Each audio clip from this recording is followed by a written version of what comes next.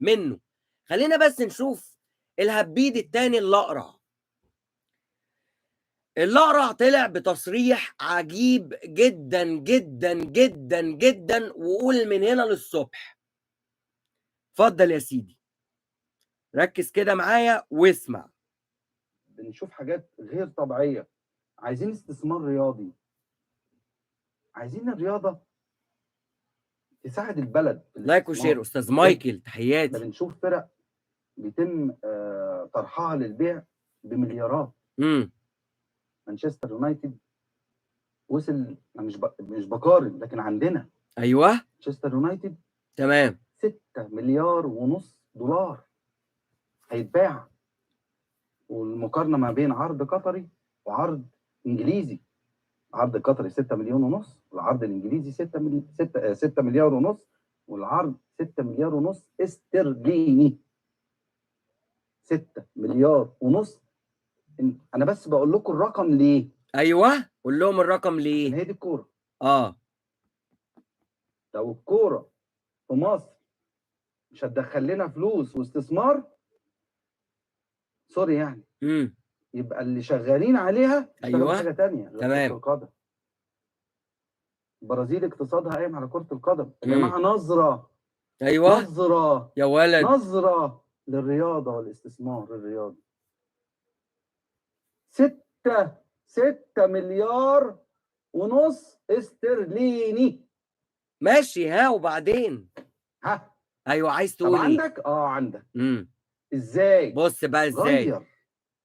غير في اللوائح وغير في القوانين. ايوه في انديه ملك للدوله، تمام، ممكن استفيد منها. ازاي؟ هو انا لو قررت مثلا اطرح اسهم النادي الاهلي، ايه اللي هيحصل؟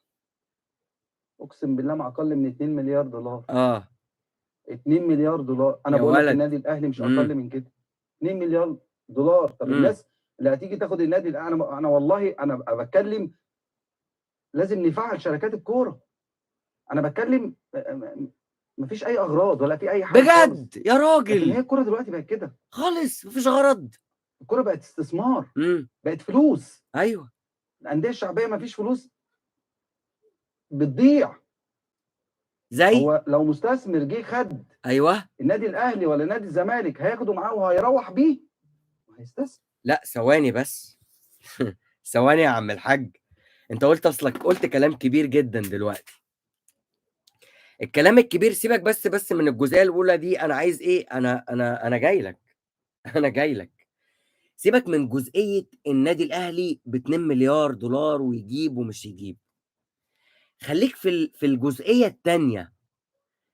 انت عايز تبيع نادي الزمالك بيع، انت حر، مش مشكلتي. انت بتناشد وزير الشباب والرياضة بتغيير اللوائح والقوانين علشان يسمح للأندية الشعبية اللي ملك للحكومة زي نادي الزمالك. اتفضل. بص، انا اكون اول واحد بقود لك هذه الدعاوى. ما تقلقش، هنجيب. ده انا اجيب لك عواد يا راجل، ده انا اجيبه لك ويغني لك الاغنيه بتاعتك الشهيره. عواد باع ارضه؟ لا ده باعنا دي. ده بيع يا وديع. انت تبيع، انا ماليش فيه. وانت بتتكلم على قصه انه بص الانديه وبص مش عارف ايه ومانشستر سيتي و2 مليار دولار و2 مليار زرار وعمال تهري وانت قاعد. حد اشتكالك من النادي الاهلي بانه عليه مديونيه؟ لا. انا اقول لك هو بيقول كده ليه. انتهز تصريح الباشمهندس خالد مرتجي وهو بيقول انه على يعني اتحاد الكوره ووزاره الشباب والرياضه ان هي تبص وتساعد النادي الاهلي. ما هو النادي الاهلي برضه زيه زي الانديه الثانيه اللي بتطلب مساعدات وانتوا بتساعدوها. على سبيل المثال وليس الحصر، احنا بنقول تم التعديل على بطولة افريقيا اللي انا مشارك فيها للمرة السادسة والرابع على التوالي، بوصل للنهائي هيدخل لي اكتر من 4.5 مليون دولار بس في البطولة دي. يا بتاع 2 مليار، استنى، اسمع الكلام للآخر. طب البطولة دي هتوصلني لغاية فين؟ خد يا سيدي عندك للسوبر الأفريقي، جميل، فيها كام؟ 1.5 مليون دولار. خد يا سيدي عندك تبص تلاقي نفسك راح تلعب في كأس العالم للأندية، توصل لمركز متقدم، ادي 5-6 مليون دولار كمان. يعني مكسبك انت كنادي اهلي في بطولة افريقيا دي بس باللي هيجي من وراها في حدود ال 13-14 مليون دولار. ده قولا واحدا. جاي تتكلم، تحيات الباشمهندس محمود، جاي تتكلم على انه النادي الاهلي للبيع وانه الانديه مزنوقه ومحتاجه فلوس.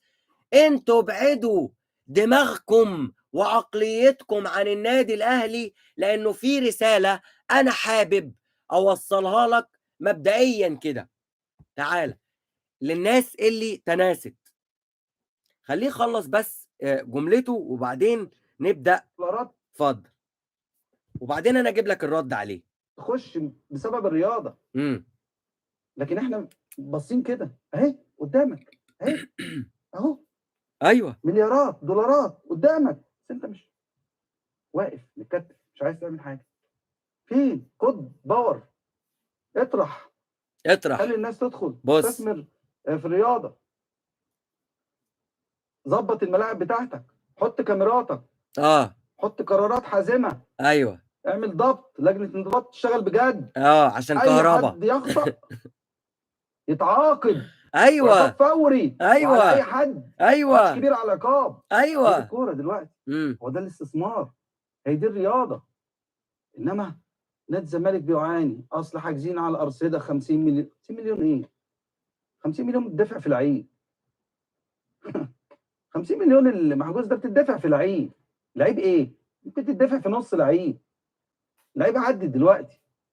احنا بنتكلم على ميسي اللي 400 مليون دولار. مزنوق يا دولار يا محي. ناس. دكتور محمد تحياتي لحضرتك. لان النهارده تشوف مباراه الزمالك واسوان، مباراه دون المستوى. ايوه، دون المستوى. في مباريات في الدرجه الثانيه احسن منها. ايوه. لعيبه مش قادره تلعب كوره. ايه علاقه ده بالبيع؟ لعيبه مش قادره تباصي. ايه علاقه ده بالبيع؟ مفيش كنترول على الكوره. ايه علاقه ده بالبيع؟ احنا تعبنا. ايوه انت تعبت كزملكاوي، انا مالي. مفيش اي غرض ولا في اي حاجه غير مصلحه الكوره. كذاب، انت كذاب. عارف ليه؟ ما كنتش قلت اطرح اسهم الشركه بتاعت النادي الاهلي في البورصه، ما كنتش قلت كده ونسيت يا محيي. نسيت برضو صاحبك عمرو اديب قالت له، نسيت صاحبك طلع قال ايه قبل كده. بص يا سيدي، ما هو ده صاحبه. بص يا سيدي، في النادي ده هو الاهلي النهارده لو نزل البورصه كم واحد هيشتري؟ ايوه، يقول لك عمرو هيبيع النادي الاهلي. ايوه، والنبيلات موجود مكانه، ومحمود الخطيب موجود، والناس اللي بتشجع الاهلي موجود، وحسين الشحات موجود، وكل حاجه موجوده. انما في النهايه ايه؟ النادي ده عايز شويه فلوس يتوسع. بيعمل استاد في مدينه نصر، بيعمل استاد في 6 اكتوبر، يجيب فلوس منين؟ يجيبها بقى ايه؟ ازاي؟ وده على فكره عرفتوا الخطه ايه؟ لو دورت على اساس كل واحد فيهم هتلاقيه ابيض الاساس ابيض وعلى الحديده، وبص هتلاقي خطين كده سود على عينيه، ما بقاش شايف ولا بقى فاكر ولا بقى سامع للي هيتقال دلوقتي. اتفضل يا سيدي، عشان بس اعرفك الناس دي شغاله ازاي. بتوفيق الله سبحانه وتعالى احنا حققنا، او النادي الاهلي حقق 12 بطوله. 12 بطوله. لو انت برضو جبت فريق في 4 سنين يحقق 12 بطوله ما بين محليه وقاريه وعالميه، كاس العالم للانديه، اعتقد هيبقى الاهلي في مقدمه كل الانديه العالميه. مش هتكلم عن مصريه او العربيه او الافريقيه، لا، تمام، العالميه. وده اللي يخليكم تفخروا بناديكم اكيد، وما تخليش حد يشكك او يشكككم في ناديكم. ايوه، وفي ولادكم وفي تاريخكم وفي مستقبلكم اللي جاي. المستقبل. في ناس بتحاول تهد ده. ايوه، في ناس بتشتغل عشان تهد ده. لازم ناخد بالنا. احنا واخدين بالنا يا كابتن بيبو. لو بنتكلم على البطولات دي، لا احنا واخدين بالنا. خد بقى الرساله الثانيه. انا بس بعيد لحضراتكم الذاكره، لان الكابتن محمود الخطيب والنادي الاهلي رد على كل التساؤلات اللي بتتقال دلوقتي. اتفضل. في صوره واضحه سواء الاعلام المرئي ايوه او المسموع. في قنوات واعلاميين انتمائهم طغى على مهنيتهم، وده امر خطر جدا، لان بيوجد ايه في الشارع؟ الانتماء بتاع الاعلاميين اللي طغى على ايه؟ ها؟ على ايه؟ على مهنتهم. بقى بيوجد ايه في الشارع؟ ها؟ طيب الرساله بقى اللي كانت اهم بالنسبه لي وبالنسبه اعتقد لكل الاهلاويه. سرعه. اهداف الشركات تطوير الاداء التخصصي والسرعه. ايوه اهداف الشركات. تدعيم الموارد بالنسبه للنادي. ايوه. نقطه مهمه جدا، وهي الاهلي ليس للبيع. الاهلي ملك لجماهيره واعضائه. النادي الاهلي مش للبيع، ومش ممكن يكون للبيع. النادي الاهلي لجماهيره، ملك جماهيره واعضائه.